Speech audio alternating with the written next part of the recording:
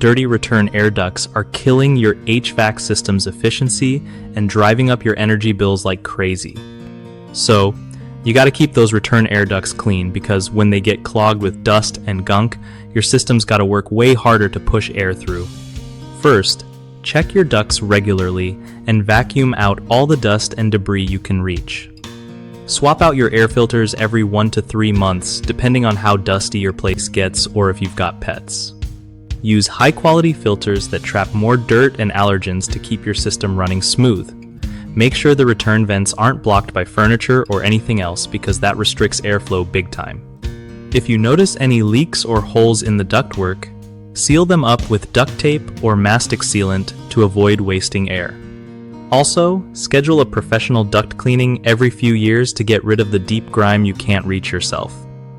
All this helps your HVAC system breathe easier and saves you money on cooling and heating.